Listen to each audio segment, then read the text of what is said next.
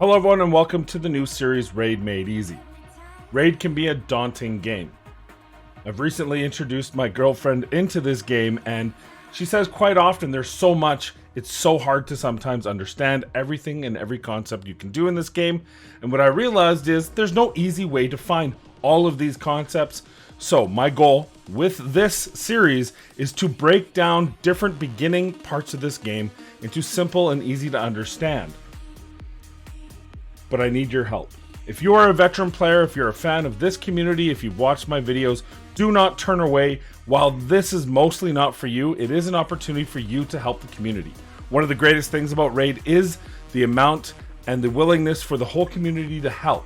So, I ask of you, if you are a new player, welcome to the series. I hope this helps.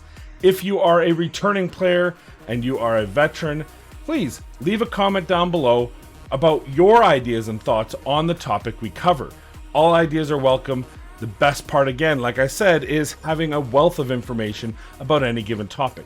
There's no way in a 15 to 20 minute video I'm able to cover everything about every topic, so the comments down below will serve as an opportunity to expand upon ideas where people might need more help. Again, new players, feel free to ask questions down below. Finally, this is also an interactive piece. If there is a part of the game that you want me to explain that you don't understand, please leave it in the comments down below and I will use that as a guide for the next video. These videos unfortunately can't be daily because a lot of the times I work on the road, but I am going to endeavor to do one every morning that I am actually at home in my home office. So, without further ado, let's talk about the first of these videos, the first 100 turns.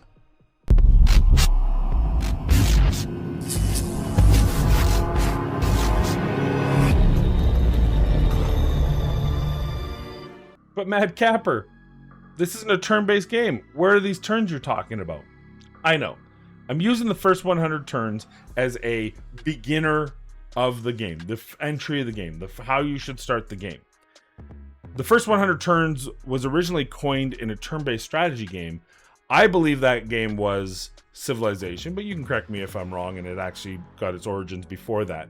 But in Civilization, the first 100 turns is generally looked at as the same. That is, you will do the exact same no matter which culture you pick, no matter which leader you pick, no matter where your starting location is, no matter what map you play, with a few variations, and no matter what style, whether you want to be a warmonger, a culture influencer, or any of the like. Now, each of those individual traits may shape where and how you do these first 100 turns, but the reality is those first 100 turns are largely the same.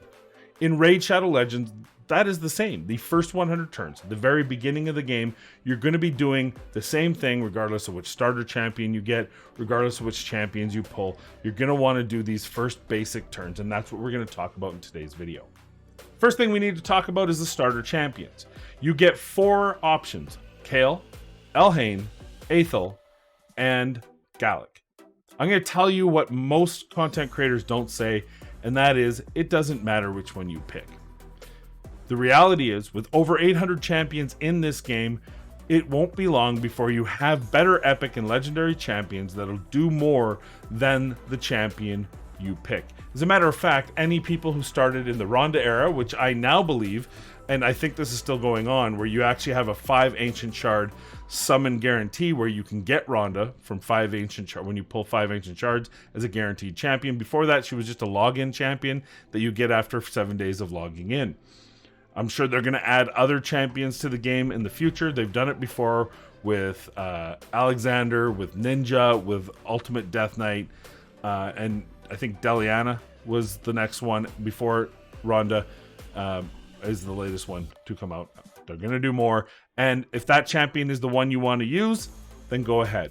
Now, I will caution you that I still believe that your first 6-star champion should be your starter, even over a champion like Ronda, just because the resources and the cost to build her out, the cost of her ascensions, her books, all that stuff is cheaper on her than it is for Ronda. But I would do them in tandem because Ronda's already a 5-star champion. So you can start building out your starter with Ronda, get both of them getting full experience, and when they're both at level 50, then you can make the decision based on what kind of resources you've been able to go forward with, what other champions you have, where you need the most help. What I believe is after you create Elhain or Kale or Gallic as your first 6-star, you'll probably look to that Rhonda as your second 6-star anyway.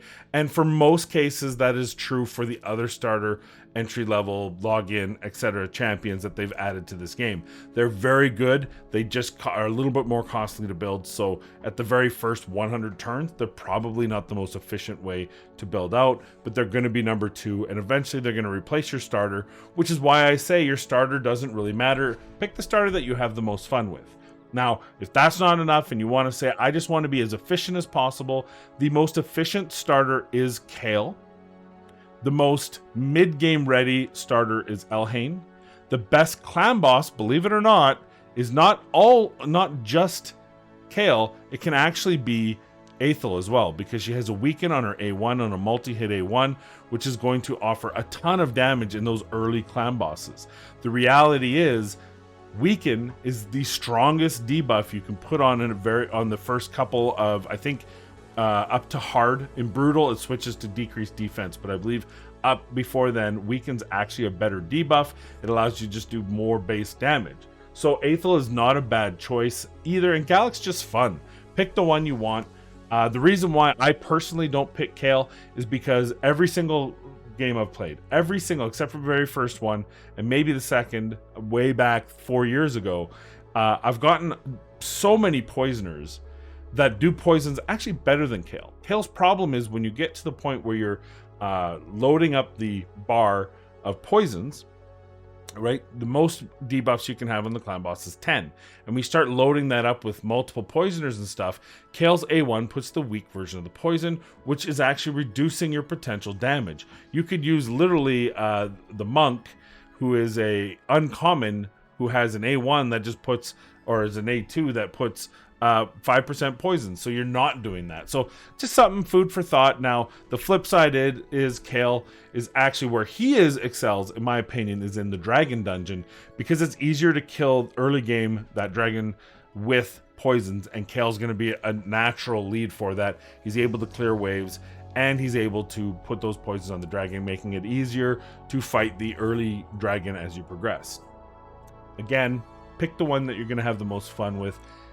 A month, 2 months, 6 months down the road, it won't matter which starter you chose, because you probably won't be using them for anything other than maybe farming. Okay? With that said, once you pick the starter, you're going to go through the initial tutorial. Then you're going to be just spit out to fend for yourself. What do you do then? Well, this is where the first 100 turns comes into play. The first thing I want you to do is the campaign. This should be your focus in the 100 turns. You should not be thinking about artifact dungeons at any point during that kind of first beginning.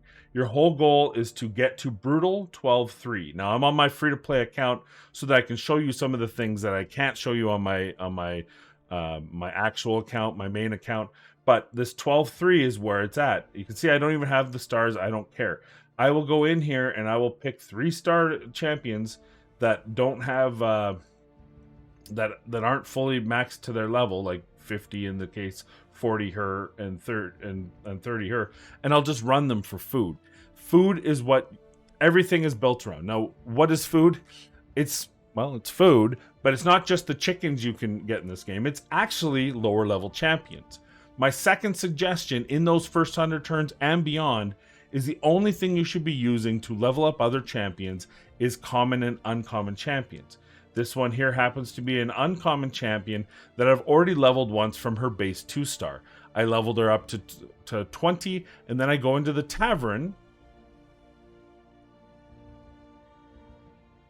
here, and I'm able to upgrade her. So if I go to upgrade rank, now I have this checked here, which hides everyone that isn't available. But if I took that off, you can see I have all these different champions, and I can take this 2-star. When I get it all the way up there, I can choose any 2 of these 2-star to quote-unquote feed into this champion, and then they disappear, and this champion becomes 3-star. That is what you're going to be doing. The first 100 turns for Raid is building out food, common and uncommon champions. Commons go up to level 10, use 1 champion, they can get to 2-star. 2-star champions and uncommons go up to 20, and then you feed 2 additional champions into them. Those 2 champions disappear, and you get 1 3-star, and so on and so forth. Your starter is a 3-star, so when it gets to 30, you're going to need 3 3-star champions to get that champion to 4-star. Now, at the very beginning, I would suggest avoiding using rares or higher as food. I would absolutely say do not use epics at all for food. The reason why I say that is epics are going to be very important, and if you're free to play low spend, you may need that epic to get you through faction wars when you're ready to progress to that area of the game. So why feed it now? Instead, you can put it in your vault right here. You can even put it in your reserve vault to get it out of the way until you're ready to deal with it. But I wouldn't use any epics for food. Now, I'm going to have some exceptions to that, but we'll use that in a different video when we talk about how to build a particular champion. For the purposes of this video, just know, don't use epics. Avoid rares, because there are many rares like Apothecary, Frozen Banshee that are very important for new players. You don't want to feed those by accident. As you learn the game, as you use resources, which I'll pin in a comment down below, all the resources I refer to and all the resources I mention are going to be available there, so you can click on them and find everything you need. As you go through those resources, you're going to figure out which champions are and aren't safe to be used as food among rares. Also, though we won't go through it in this video, there is your Faction Guardian ring, which you can actually pair up multiple rares to get extra stats in the rare level. For example, I have 2 epics here, so that gives me 10% HP for barbarians at the epic level only. So you may want to use that. So in that case, for the rares, you may want to triple that up or make sure you get all these as you can in the early game. Eventually, you may not need to do this for rares, but at the start, you do want to be able to get those extra resources, because again, that's only going to make your champion stronger and help you progress through the game.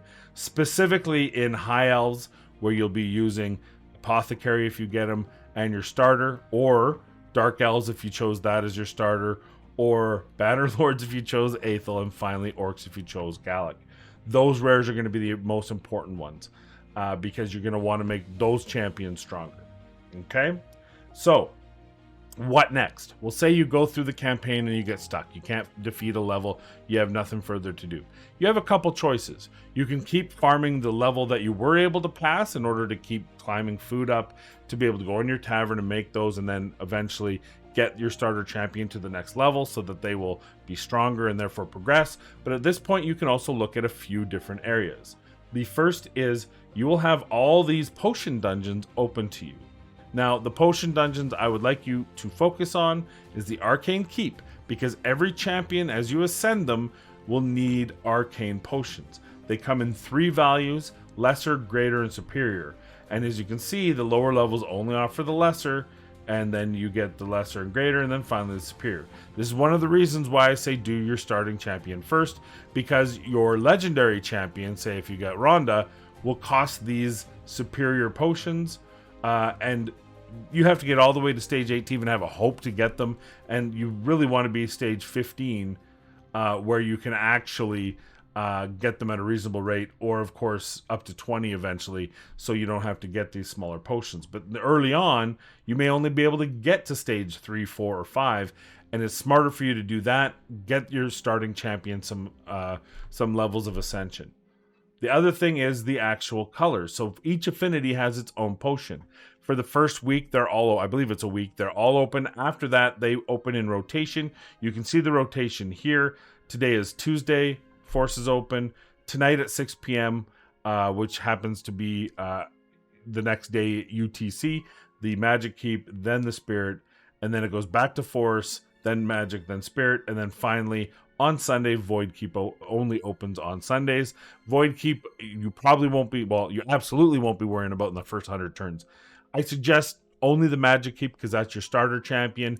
If you happen to get some lucky pull, you pull an Ancient Shard at the right time and you get a strong Epic or Legendary of a different affinity, then you're going to want to focus on that Potion Keep to go forward.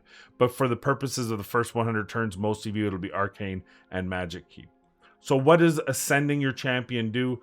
Well, without getting too much into that, because that'll be for a different video, it can unlock stats, it can unlock abilities, and it can just generally improve the stats. For example, if we look at Elhain and we go to the champion level, you see these stats on the left-hand side here, 107 speed, 14,205 HP, and so on. These increase as you increase level, but sometimes they also increase as you increase your ascensions. Also, some skills have an ascended value. Let's go back to the tavern and I'll show you what I mean. So if I go to the skills here, I wonder if it shows it. Oh, it doesn't show it. Let me use one that's not. I always have to remember. It's always hard to find the ones, of course. Oh, this is a perfect one. So you see here, attacks 4 times at random. Each hit is a 2.5% poison. Well, if I ascend him, you see I get that ability. It changes to a 5% poison from a 2.5. So ascending this champion to a 3rd level is going to give me a stronger ability there. Sometimes abilities are actually fully locked until you hit a certain ascension level, be it 3. Some of them are 4. So that's something that you're absolutely going to want to be mindful of, and that's why you're going to want to be able to ascend. Now, if you are stuck at the stuck for a certain amount of potions, you can use this potion mixer to ascend up, but this is not very efficient. You're better off just farming the particular dungeon you need to go through that. I'll go through all of that a lot more in a later video, but for now, keep that in mind. What else do you need to know about starter? Well, at the very beginning, you get gear. You get lifesteal gear. That gear should go on your primary champion, typically your starter champion.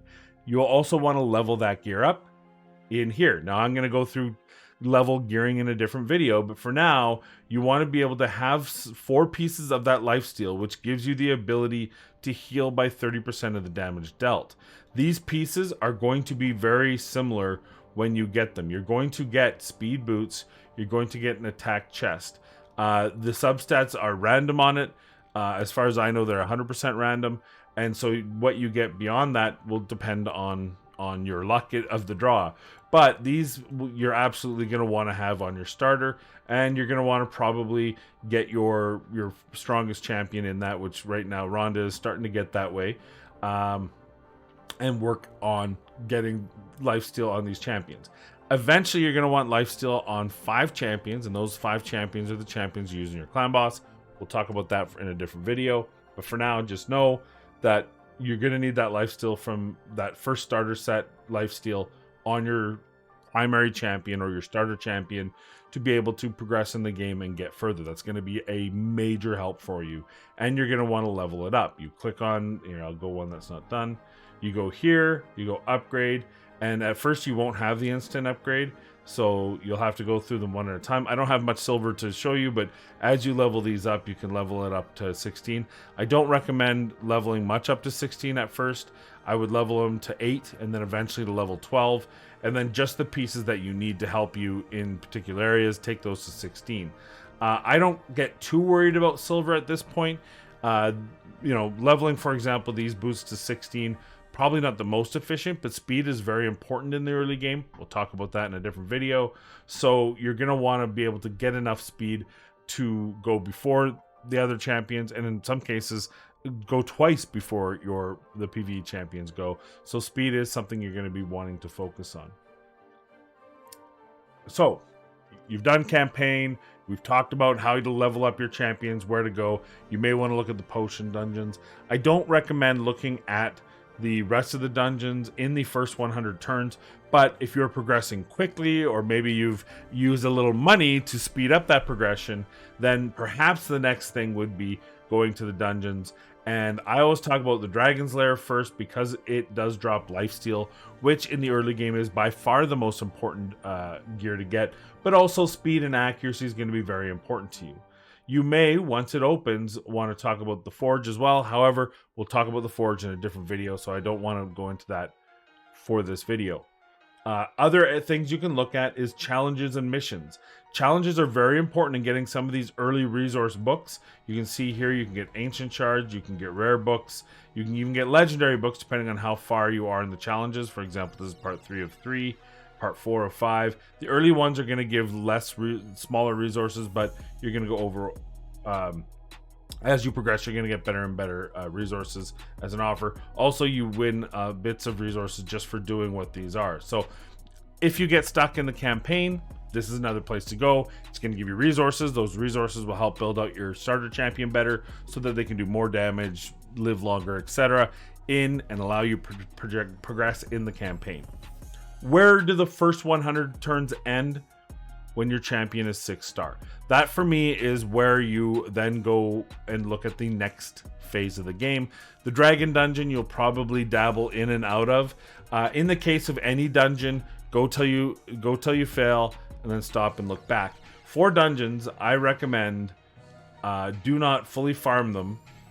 And when I say dungeons, I should say artifact dungeons. Do not farm them until you hit certain thresholds.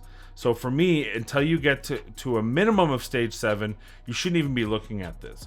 But for me, stage 11 is actually where it's viable to farm the Dragon Dungeon for gear. It's going to give you 4 and 5-star gear. It's the best possible scenario of 5-star gear at this cost point for energy, 12. The next stage goes up to 14, doesn't give you any better. Then you want to look at 13. 13 is another major piece. This is the first area you get 6-star gear. 16 is the first stage where it will not drop bruise and mystery shards. And then, of course, really it's stage 20 to get to that 5-star, so you no longer get 4-star gear. It's just 5 and 6-star. And then after this, it just improves your odds. Stage 20 is probably the safest for this, but stage 24 is also the most efficient for the stages among the normal levels, and obviously we're not going to be talking about anything beyond that at this point. So those are kind of the markers, and you can say the same for the Fire Knight. You see I haven't even started it, but you want to get to those different thresholds to make sure that you're maximizing what you get out of the dungeon. Again, stage 7, you can do a couple runs there just to try to supplement your gear to better climb boss, those sort of things. Stage 11, and then obviously you get to that stage 13 is the first major sweet spot where you put any sort of energy into a dungeon. And of course, Spider's Den, same thing. Spider's Den does have one, I would call asterisk. Stage 8 is when you start getting banners, and if you have, it's such a harder dungeon to farm, and it's got such a different mechanic than the other areas, you may not be able to stay at those thresholds. But in this case, stage 8 is better than stage 7, even though it costs more, because you get banners. And then you want to get to stage 10 because you no longer get 3-star and you're just 4 5-star. And then your next one is 13, and from there it's the same. But it's very difficult to necessarily get through that dungeon. So if you're a first 100 turns but a spender, or you've just had really good luck, or you're really, I mean, honestly, if you're at the point where you're like, I need dungeons, even though I'm not in that finish that first phase of the game, well, then you're probably a returning player, or you probably don't need these guides. So either way, that's what you're going to look at. The last thing I want to talk about, and talk about this first 100 turns, is promo codes. Now, promo codes change often. Leaving the link down below, but hellhades.com does a great job of listing all active promo codes in the game. There are new player promo codes, and you're going to want to be very mindful of.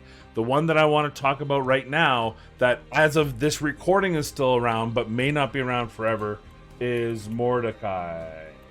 Mordecai, I hope I spelled that right. I should make sure. That would be really embarrassing if I gave you the wrong spelling on that champion. What is he? Is he Mordecai? Yeah, Mordecai. He is a free champion you can get with a code, and it's his name in the promo codes if you are a new player, and I think it's the first 48 hours. I'm not too sure. I obviously can't get this because I've already gotten it. But if this does work for you, it's a free champion. There are plenty of free champion available. My opinion, Mordecai is the most important one to get.